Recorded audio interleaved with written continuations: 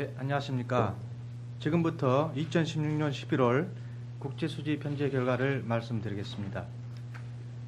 2016년 11월 경상수지는 89.9억 달러 흑자를 기록하여 2012년 3월 이후 57개월 연속 흑자를 보였습니다.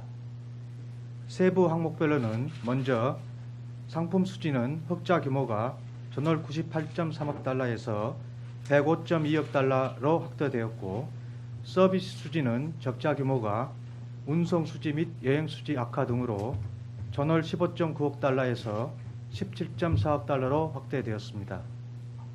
본원소득 수지는 흑자 규모가 이자 수익 감소 등으로 전월 8.6억 달러에서 4.4억 달러로 축소되었고, 이전소득 수지는 올 중 2.3억 달러 적자를 나타내었습니다. 11월 중 금융계정은 89억 달러 순자산 증가를 보였습니다. 직접 투자는 내국인 해외 투자가 전월보다 줄어든 21억 달러 증가하였고, 외국인 국내 투자는 전월보다 늘어난 14.4억 달러 증가하였습니다. 증권 투자는 내국인 해외 증권 투자가 전월보다 줄어든 42.8억 달러 증가를 나타내었으며, 외국인 국내 증권 투자는 감소 규모가 전월 32.5억 달러에서 26억 9억 달러로 축소되었습니다. 파생금융 상품은 올 중 1억 달러 증가를 나타내었습니다. 기타 투자는 자산이 29.3억 달러, 부채는 12.4억 달러 각각 증가하였습니다. 준비자산은 올 중 5.2억 달러 감소하였습니다. 다음으로 2016년 11월 중 국제수지의 주요 특징을 말씀드리겠습니다. 먼저 경상수지는 계절성이 있는 관계로 전년 동월 대비 기준으로 말씀드리겠습니다.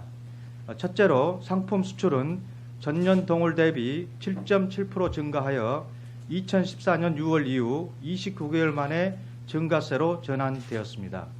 이는 파업, 태풍 등 자동차 생산의 차질 요인이 일단락된 가운데 화공품 및 반도체의 글로벌 시장이 호조되고 철강 제품 단가가 회복된 데 주로 기인한 것으로 보입니다.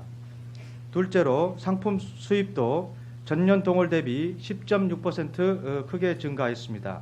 이는 2012년 2월 이후 가장 높은 증가율을 보였습니다.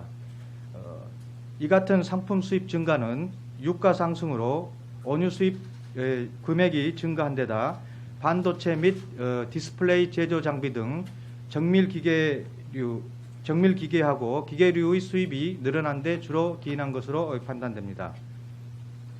서비스 수지는 적자 규모가 전년 동월 12.2억 달러에서 17.4억 달러로 확대되었습니다. 이는 여행 수지가 적자를 지속하고 있는 가운데 해운업계 업황 부진 지속 등으로 운송 수지가 적자로 전환된 데다 지식재산권 사용료도 적자 규모가 확대된 데 기인한 것으로 보입니다. 다음으로 금융계정에서는 지난달과 유사한 패턴을 보였습니다. 먼저 내국인 해외 증권 투자의 경우 부채성 증권, 즉 채권을 중심으로 2015년 9월 이후 15개월 연속 증가세를 지속하고 있습니다. 특히 부채성 증권은 보험사의 중장기 채권 투자를 중심으로 2015년 2월 이후 22개월 연속 증가하고 있습니다. 외국인 국내 증권 투자의 경우는 주식 투자는 11월에 순이익 규모가 줄어들기는 하였습니다만 금년 3월 이후의 9개월 연속 순이익 기조가 유지되고 있습니다.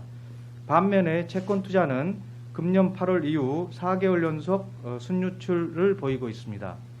내년 전망은 1월 말인가요? 말에 조사국에서 경제 전망할 때 그때 아마 그 전망치가 나오니까 그때 참고를 하시면 될 것 같습니다. 그럼 이상으로 기자 설명회를 마치도록 하겠습니다.